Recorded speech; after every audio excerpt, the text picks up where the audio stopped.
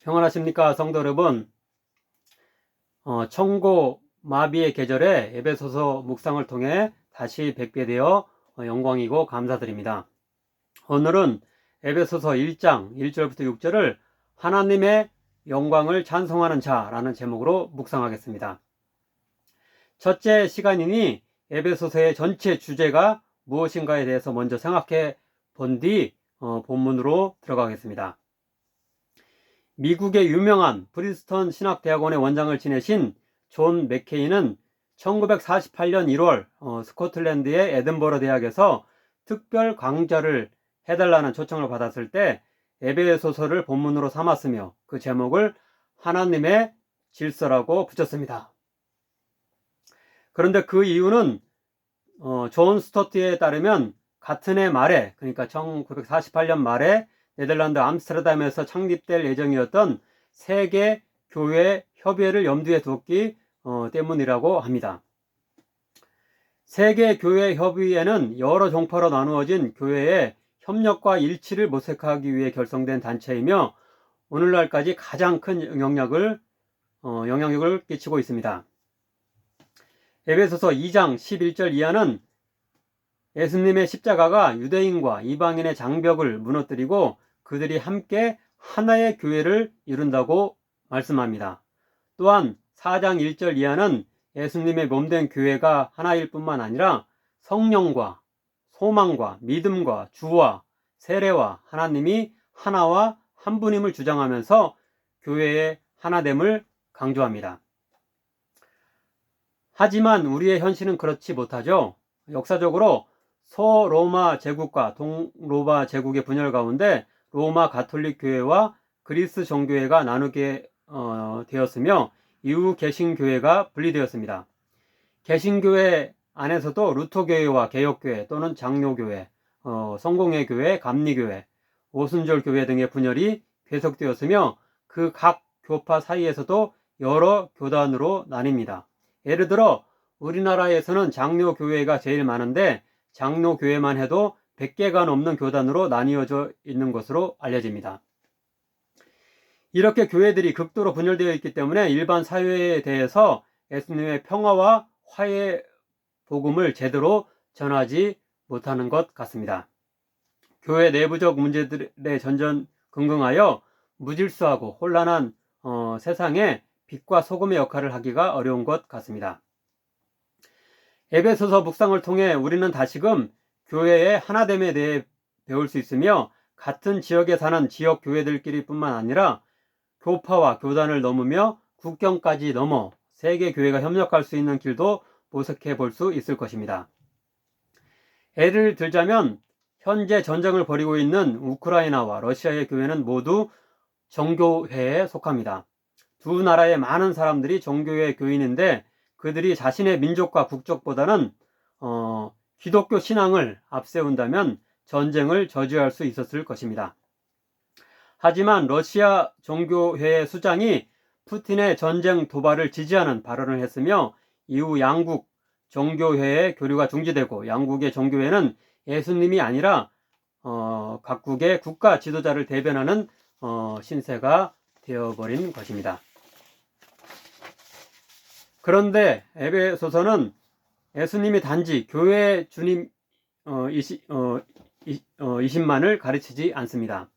그것을 훨씬 넘어서 예수님은 만물의 주인이시며 만물의 질서와 조화를 가져다 주시는 분이라고 묘사합니다. 1장 10절입니다. 하늘에 있는 것이나 땅에 있는 것이 다 그리스도 안에서 통일되게 하려 하심이라. 또 1장 21절 22절입니다.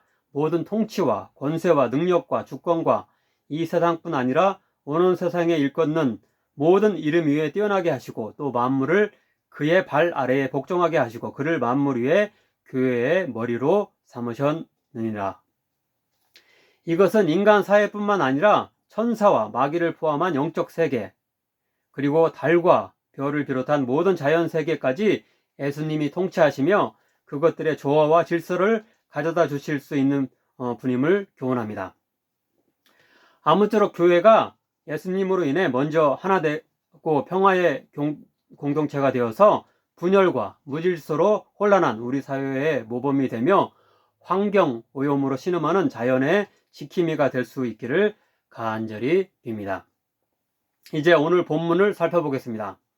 첫째로 1절, 2절은 전형적인 편지의 형식대로 보내는 사람과 받는 사람을 기록하고 축복의 말씀을 하고 있습니다. 은혜와 평강을 빌고 있습니다. 편지를 보내는 사람은 사도 바울이고요. 받는 사람은 에베소의 성도들, 곧 신자들입니다. 사도행전 18장, 19장을 보면 바울은 제2차와 3차 선교 여행 시에 에베소를 방문했는데요. 특별히 3차 선교 여행 시를 보면 2년 넘게 에베소에서 전도한 것을 알 수 있습니다. 또한 에베소를 떠난 후에는 제자 디모데에게 목회를 맡겼던 점을 디모데 전서에서 확인할 수 있습니다. 에베소서는 현재의 튀르키예, 곧 터키에 위치한 도시인데요. 사도행전을 보면 아데미 여신 우상이 융성했던 것을 알 수 있습니다. 바울 일행이 손으로 만든 것은 신이 아니다라고 전도하자 아데미 우상 모형을 만들어 팔던 사람들이 그들을 붙잡아 해치려 했던 것을 볼 수 있습니다. 실제로 아데미 신전은 길이가 130m, 폭이 69m였으며 높이가 18m나 되는 127개의 대리석 기둥으로 지어진 거대한 고대 세계 7대 불가 사이의 하나였던 건물이라고 합니다. 이런 우상 숭배가 극심한 지역에 바울은 진정한 주님이신 예수님의 강력한 평화의 복음을 전하고 있는 것입니다. 둘째로 3절부터 6절을 묵상하겠습니다. 사실 헬라어 성경으로 보면 3절에서 14절은 단 하나의 긴 문장입니다. 아마도 사도 바울은 하나님을 찬양하는 마음이 매우 고조되어서 중간에 쉬지도 않고 단번에 써내려갔을 것입니다. 이 긴 찬양의 문장은 크게 세 부분으로 나누어 볼 수 있는데요. 그 기점은 하나님의 영광을 찬송한다라는 어구가 나오는 곳이라고 할 수 있습니다. 즉 6절과 12절, 14절 끝에는 그의 은혜의 영광을 찬송하게 하려는 것이라, 그의 영광의 찬송이 되게 하려 하심이라, 그리고 그의 영광을 찬송하게 하려 하심이라가 각각 나오는데요. 그것을 기준으로 3절부터 6절, 그리고 7절부터 12절, 그리고 13절부터 14절로 이렇게 세 부분으로 나눌 수 있습니다. 그 첫 단락인 3절, 6절에는 하나님이 주신 모든 신령한 복에 대해 찬송한다는 말로 시작하면서 그 복의 첫 번째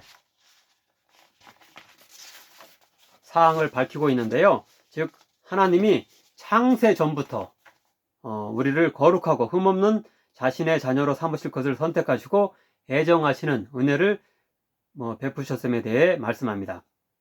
이것은 우리가 그리스도로 말미암아 하나님의 자녀가 된 것은 우리 자신의 어떤 노력이나 공로나 결심이 아니라 하나님의 전적인 주관하심으로 말미암음을 강조하고 있습니다. 따라서 우리가 해야 할 일은 오직 그런 완전한 은혜를 베푸신 하나님의 영광을 찬송하는 일일 뿐일 것입니다. 아무쪼록 우리들도 아무런 자격도 없는 우리에게 구원의 크신 은총을 베푸셔서 그분의 자녀되게 하신 하나님의 일방적 은혜를 다시 한번 기억하며 하나님의 영광 되심을 긴 호흡으로 찬양할 수 있는 자들 되길 간절히 기원합니다. 기도하겠습니다. 사랑의 하나님, 에베소서를 묵상할 수 있게 하시니 감사드립니다. 분열과 다툼과 전쟁과 무질서가 만연한 우리의 사회와 직장과 나라와 가정과 교회에 예수님으로 인한 화평과 질서가 회복되게 하소서. 우리 그리스도인들이 먼저 교회를 통해 아름다운 공동체를 이룰 수 있게 하시며 세상에 예수님의 평화의 복음을 자신 있게 전할 수 있게 하소서. 우리 그리스도인들이 어디에 있든 간에 전쟁과 분열과 환경 오염을 멈추는 미랄의 역할을 할 수 있도록 은총과 능력 허락하옵소서. 예수님의 이름으로 기도하옵나이다. 아멘.